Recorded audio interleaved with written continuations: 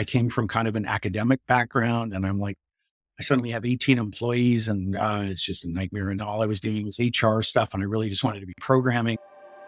Ever wish somebody had written the book on making mobile app businesses work?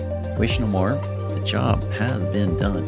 Hello and welcome to Growth Masterminds. My name is John Koetsier. The mobile app business, we all know it's pretty crazy, right? So much jargon, so much to learn, so much that's always changing. You have to relearn 30% of what you learn every year. Wouldn't it be nice if somebody put it all down in some place that you could look through it all and you give the newbie something to look at so they can get up to speed, and you could discreetly check on all the stuff that you're supposed to know, but you forgot or you didn't ever learn in the first place?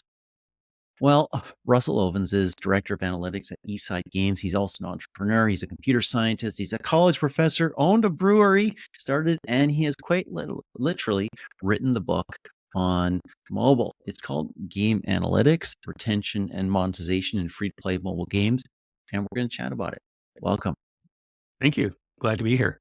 Hey, super pumped to have you. Looking forward to chatting about this, including all the stuff in there. We'll go through it. I'm going to show it right here. You sent me a copy. It's pretty cool. It's got all the stuff there. But before we dive into the book, walk us through your journey in mobile games and maybe being a brewery owner. Yeah, well, the less said about that, the better. So my journey to mobile games actually started in social gaming in 2007 when I'd like to say I accidentally founded a social game company in Victoria, BC called Backstage Technologies. And it was when in 2007, earlier that year, Facebook opened up its platform to third-party developers. And I had this boutique software engineering firm, and we were writing a day trading software for, fintech people down in the Silicon Valley. And we wanted to have our own products and services. So I said, let's write a simple game and for Facebook. I didn't think of it as a game. It was actually, the first thing we wrote was Scratch and Win. And it was a way to gift people scratch tickets.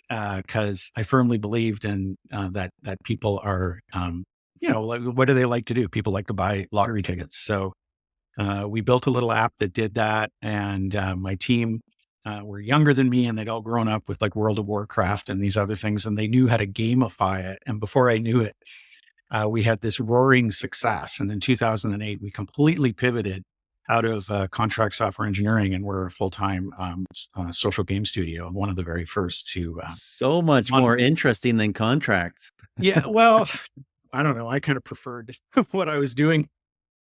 I am a terrible games person because, the industry found me. I didn't chase it, which is whatever. And it turns out like whenever I'm actually quite good at it, I guess is the nice thing, but it's not like my big passion in life was, gaming and that, like I grew up with an Atari console and did all that stuff, but very quickly like lost my interest in games.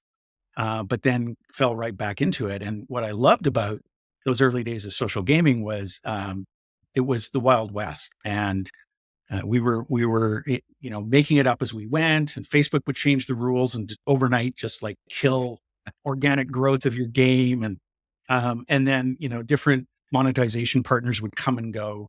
So I was there was a offer wall company called Super Rewards back in those days. And there were two, Super Rewards and OfferPal, and they were like the two big competitors. And Super Rewards was run by a guy named Jason Bailey out of Vancouver, and I was his first customer, my game studio.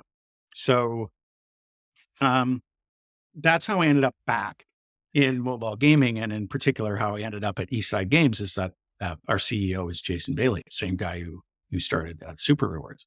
Yeah. So in 2010, I sold Backstage to Real Networks. And again, because down in Seattle, that Real Network. They had their Game House division, and it was a Game House that bought it effectively. Right. And by then we'd grown our kind of casual games to include Family Feud. We built a Family Feud app on Facebook. You probably played it. Just about everybody on the planet did. And like we had like over 1 million daily active users and, 2 cent ARPDAU, that was the that was the industry back then, right? Yeah. Yeah. And it was really stressful for me. And like I said, this wasn't my real passion. I came from kind of an academic background, and I'm like, I suddenly have 18 employees, and it's just a nightmare. And all I was doing was HR stuff, and I really just wanted to be programming. And so I sold it, Yeah. and immediately left the industry. You know, and Let's pause there for just a second yeah, because it's interesting to reflect back on that time in gaming. I mean, Facebook as a platform for gaming was a thing. It was a big thing before mobile gaming was a big thing. And it's interesting. I mean, echoes of Farmville, right? Your crops need to be tended, mhm, all that stuff. It's interesting. Facebook shut that down because their bigger opportunity was in social and all the stuff that they went into.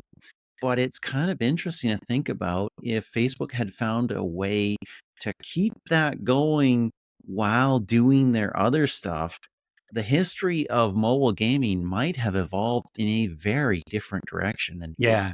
Like, and we're talking. This was only 13 years ago. 14 years ago, I guess now that we're in 2024. And Facebook was the biggest gaming platform in the world. Uh, and and they didn't want to be. No, They I felt know. They couldn't they felt figure out like how to monetize that really well. They well, I didn't mean, s okay, so then they brought trial pay on as the offer wall that you had to use, and they took 30% of that. Like, they started to do all the things that ultimately Apple and Google did in mobile. Right. But ultimately, they just didn't like all that crap in the news Mhm, feed. I mean, they mhm. could have just made it so if you have a game, you can't post in the news Yeah, feed, right? But yeah, and they yeah. kind of did. They kind of did. They kept tweaking it, and like literally overnight bankrupting certain certain game studios who relied on certain, mechanics, because there wasn't a lot going on in user acquisition.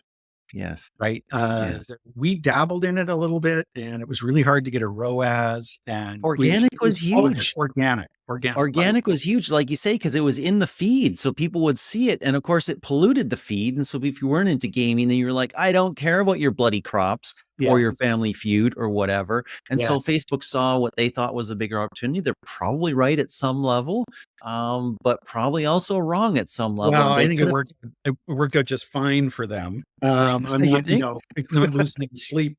But it's funny when when I came back to mobile in 2018, I came back to work in the industry, and it was I wanted to work with Jason Bailey, and he had this studio in Vancouver, East Side Games, and they put out Trailer Park Boys, and it was a mobile title the year before, and it was doing really well. And he wanted my analytics insight to come in and help with that, And I'm like, I'd been out of the industry for 8 years. I didn't really know what I was doing, but nothing really had changed in terms of what we were measuring and how we were doing it. The thing that had changed was that you didn't really have many users, but boy, did they monetize a lot better. Yes. So like I'm serious. Like, you'd have a game on Facebook, 1 million daily active users, 2 cent ARPDAU, right? Ow.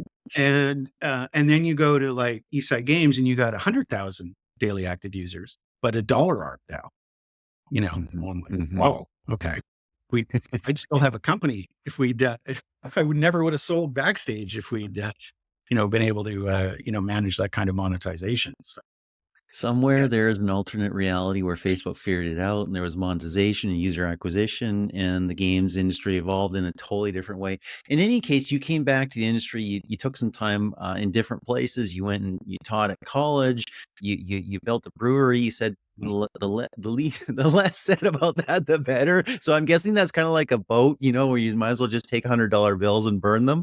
yeah, Um, yeah. No, it's like one of those classic cases of hubris of the tech entrepreneur. I can do anything. I started a successful tech company, and I exited, and now I'm work optional. So I'm going to solve every problem that, I know nothing about, because, and so I'd always wanted to, I was very interested in the whole craft beer movement, and yeah, I went and scratched that itch, and, lit a pile of money on fire and sold it 2 years ago, and have moved on. It's a good story for the grandkids, I guess, ultimately. So you came back to Eastside Games Yeah. and you were doing some analytics for them. What's going on? What's happening? Where are our users? How are we retaining? How are we monetizing? Where Mhm. are we monetizing best? What's working? What's not working? And as you did all that stuff and kind of re-immersed yourself back in the industry, and then maybe even learned some of the mobile stuff that maybe you didn't have to deal with in the previous company, you started looking at all the things that I assume are on your topic list here. There's ROAS, there's dashboards, there's modeling, Mhm. predicting, LTV curves, churn, A/B testing, Yeah. improving retention, optimizing your pricing. That's an interesting one. All that stuff. When did you think I need to write a book about this? Um, well, I mean, fairly early on, and the reason the reason is because I guess my background as a academic and an instructor. I love learning and I love teaching, and so I just thought it was a real opportunity uh, to put down on paper, all like you alluded to in the intro, all the things I wish I knew when come back in the industry in 2018, because uh, we would be asked to do something and we would go off and think about it and muddle around and make a mess of it and come back with something that was kind of right, and then have this breakthrough and then solve it, and then realize, oh, that's just the way everyone else does it when you start talking to other people, right?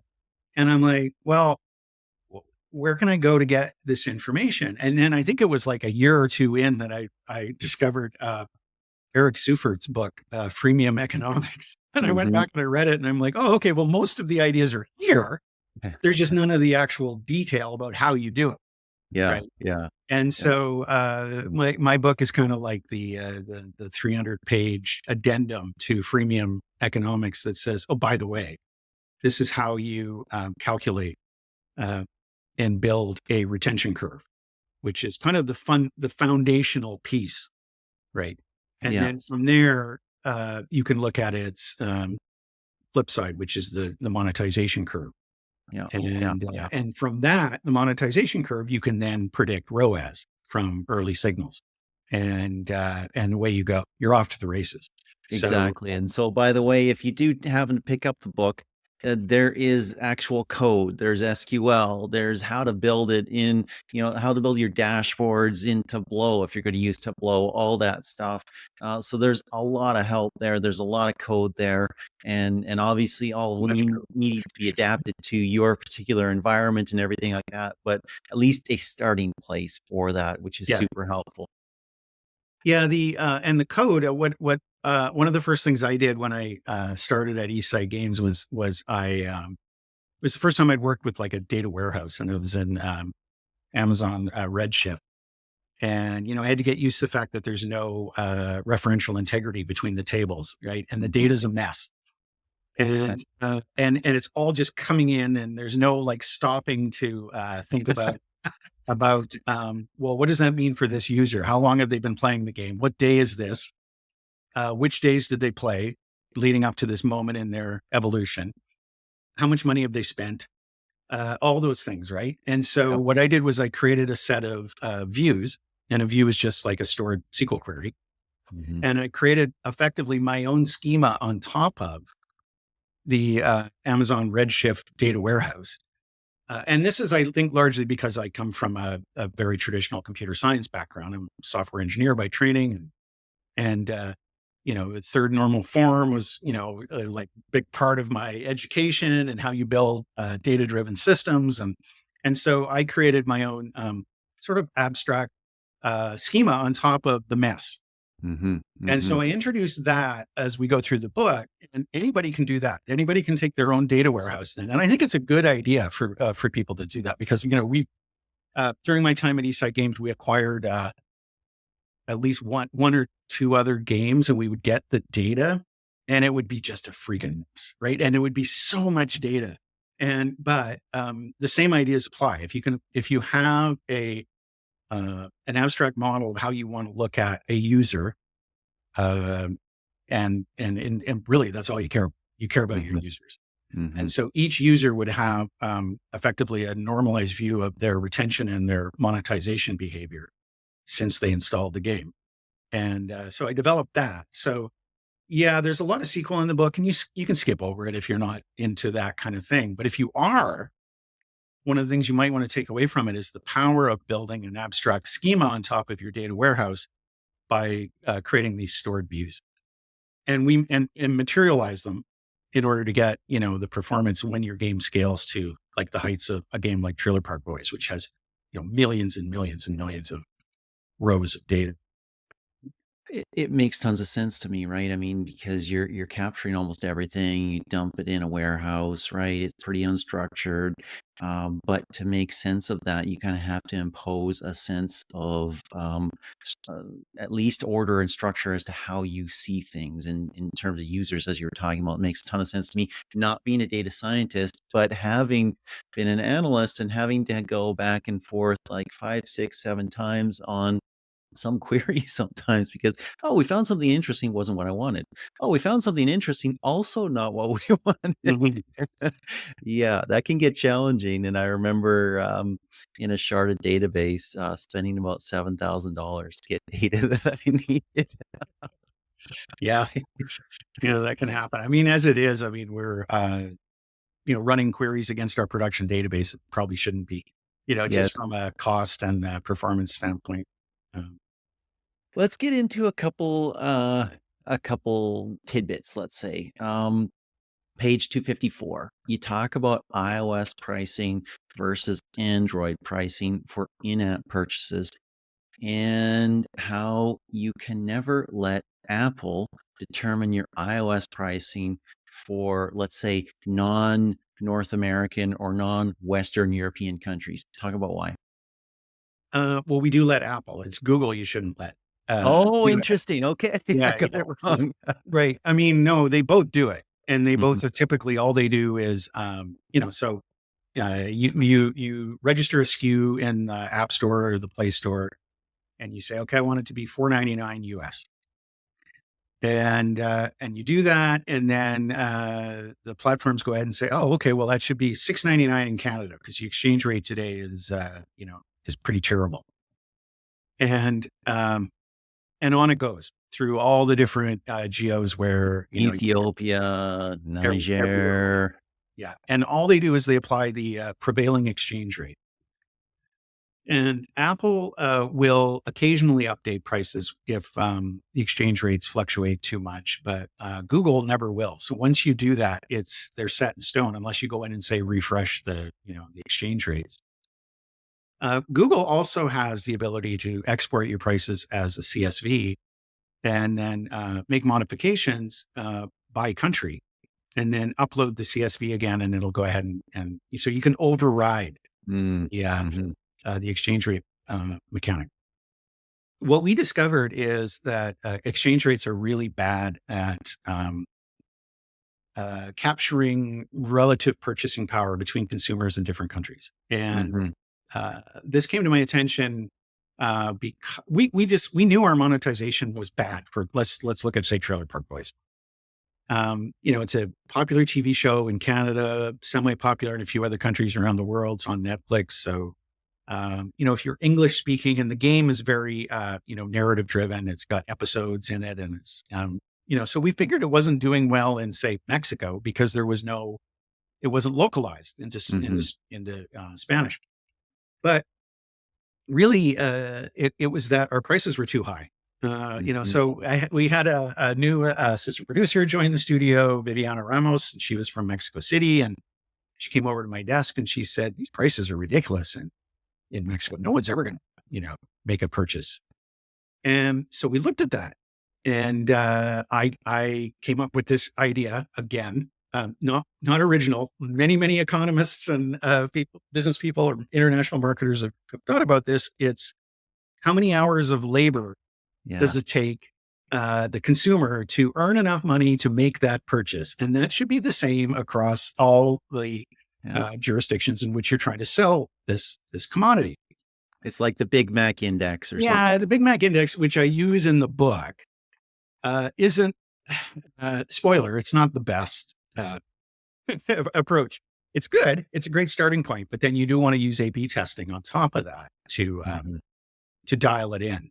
But what we did was we took advantage of the fact that Google provided this mechanism to do bulk pricing changes, and I wrote a program that applied purchasing power parity ideals in addition to the exchange rate, and in addition to the fact that value added taxes are included in the price Mm. in the rest of the world. Canada and the US are outliers in that regard.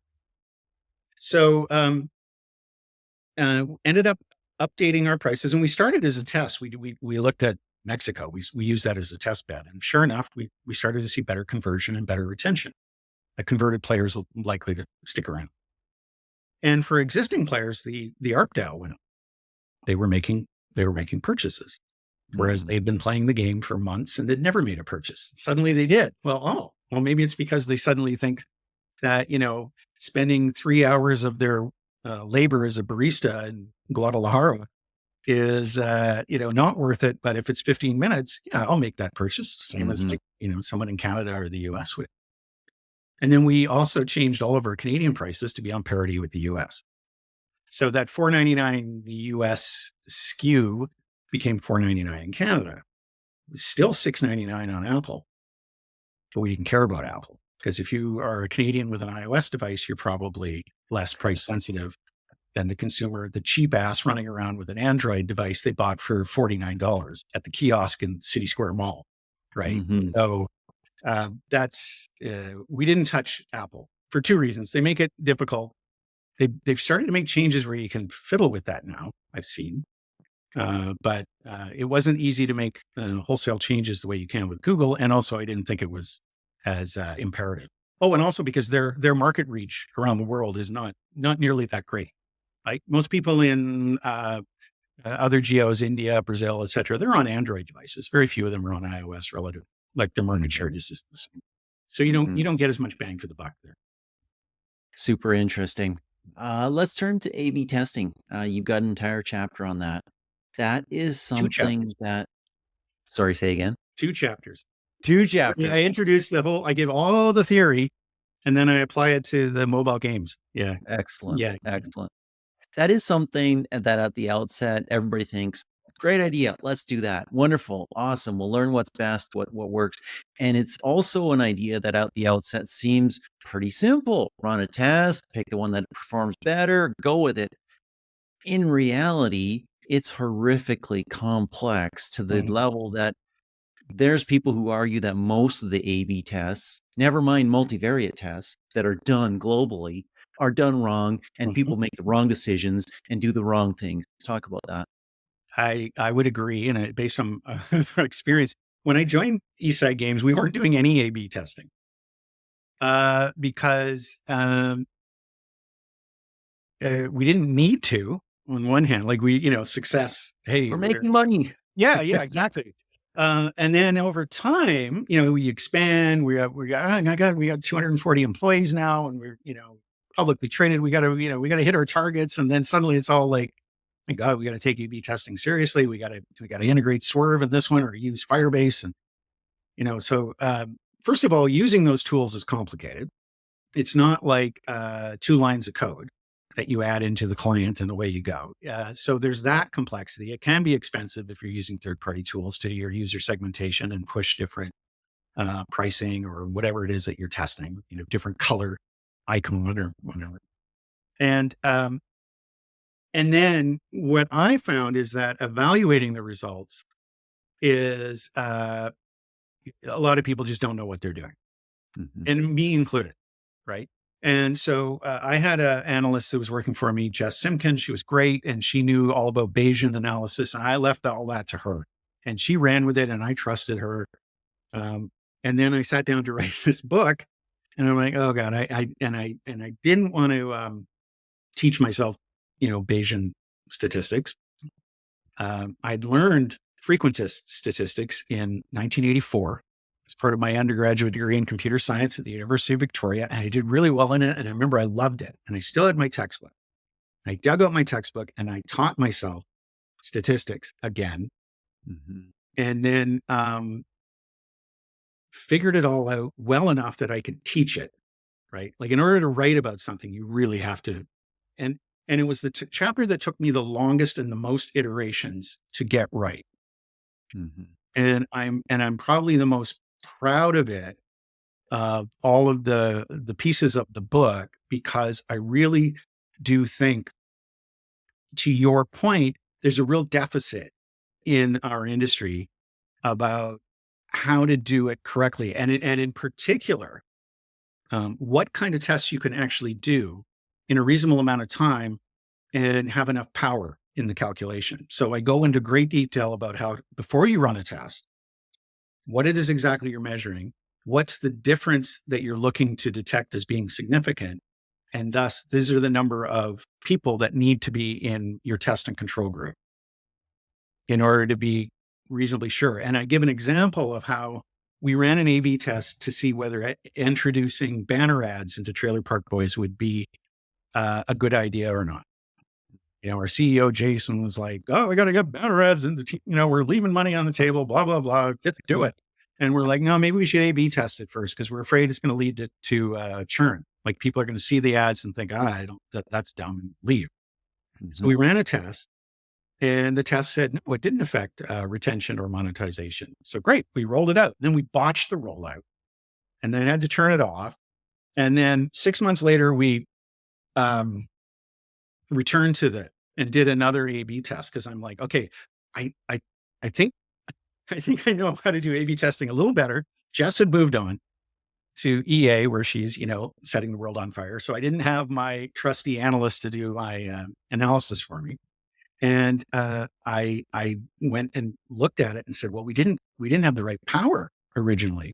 We were making the determination that there was no effect of introducing banner ads, but our sample sizes were too small.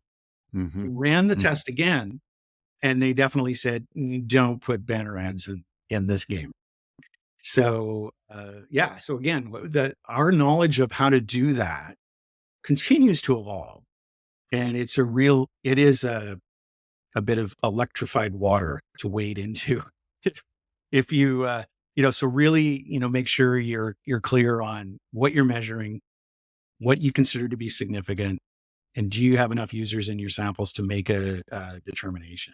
Now with Bayesian, you can start to make a determination immediately, right? Mhm. So that's kind of one of the advantages of Bayesian statistics. But I don't understand fully how it does that. It's all magic to me. So There's something to be said for only doing things that you fully understand, because absolutely. a little knowledge is a dangerous thing. Yeah. Yeah, it's like at my age, like I know people like to program with Python, but I'm like, that's not, that I'll just fire up Java, or I'll use something I'm very comfortable with. I don't, I don't need to. Awesome.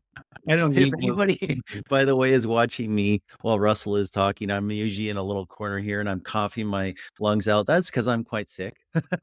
No. So I'm carefully muting myself whenever possible and trying not to wreck the podcast here. But anyways, that's super interesting. Hopefully some of the tools that you mentioned as well, some of the other tools that are out there for A/B testing will incorporate elements of Bayesian statistics so that you can get your data quicker and easier. And they will hopefully also encourage you, if not mandate, that you have big enough sample sizes so that you cannot shoot yourself in the foot.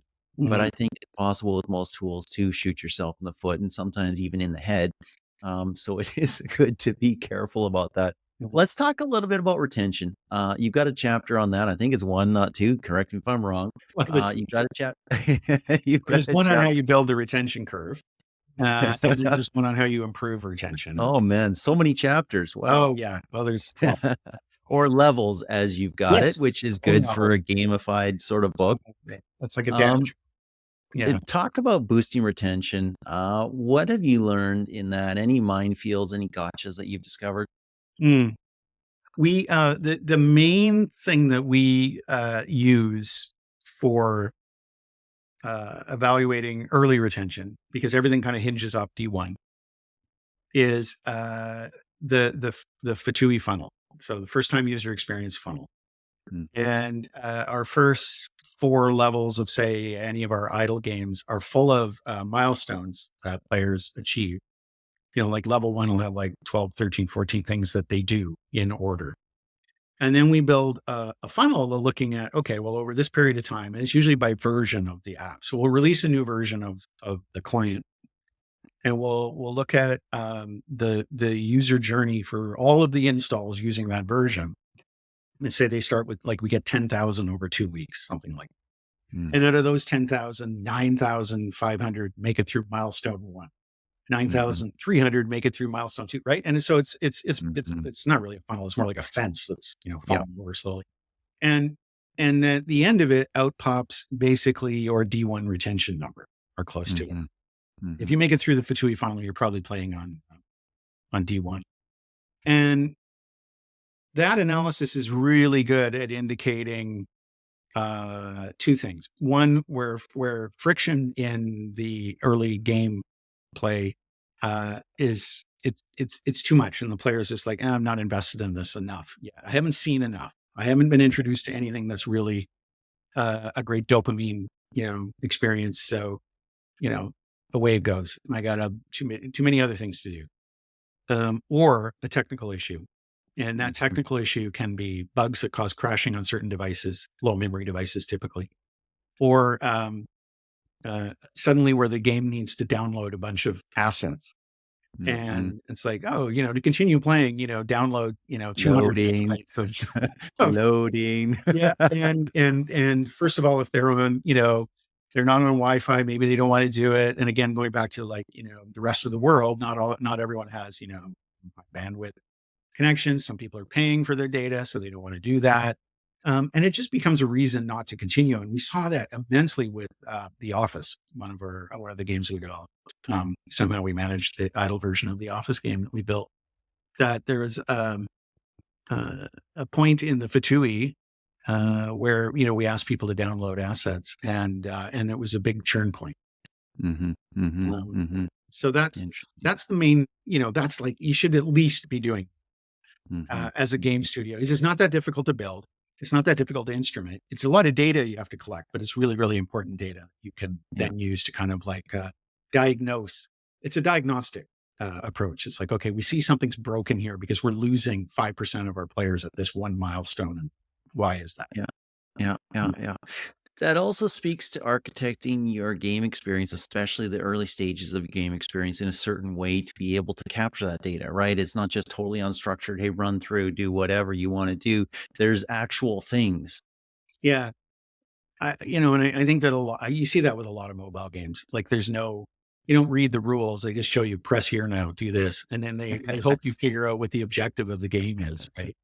And in a game that takes too long to kind of get to the fun or the objective, that's definitely, potentially a problem. So, and then there's that famous Adam Carpenter talk, the Google guy, about, your first correlating minutes played on D0 to D1 retention. And, I talk about that in the book too, and show quite clearly that in a couple of our games, it's our D0 experience is not optimal.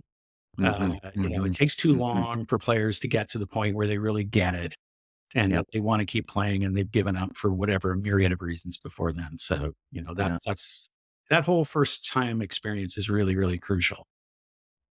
I've always felt there should be a metric, taps to fun. How many taps does it take before you're actually enjoying yourself? And Yeah. that would be interesting. Maybe let's hit one more. You've also got a chapter on ROAS, which seems like one of those super simple things. How much did I spend on ads? How much did I get back?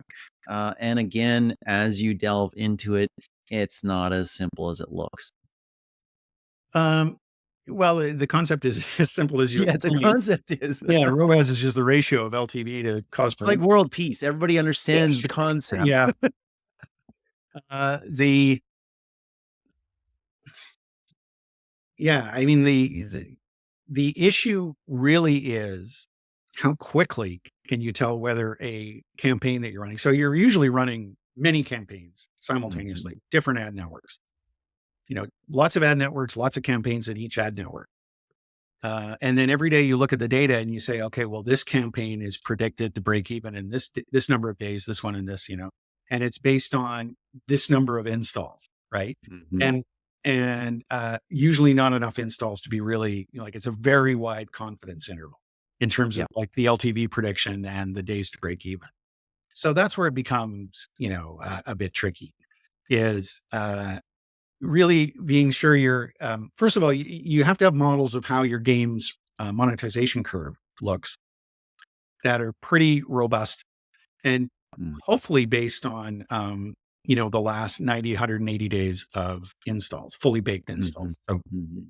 the last group of people that played had the opportunity to play a full 90 days or a full 180 days. So really, your game has to have been live and driving a lot of installs for 6 months before you really have a clear, I believe, picture of how the game ultimately monetizes. And you can then use that to do pretty accurate predictions, and much more so than doing like on the spot predictions of an individual campaign, right? Mhm. Based on the first 7, 14, 30 days of users, where you try to extrapolate their monetization or extrapolate their retention and ARPDAU. You're a bit better off saying, okay, this is where they are now. And based on what we know about the retention curve, we know that there's 33% into how much they're going to have spent by day 90, or Mhm. 25% by day 180 or whatever. And then you just extrapolate from that. And then and then from there, there's a pretty straightforward days to break even calculation that I introduce.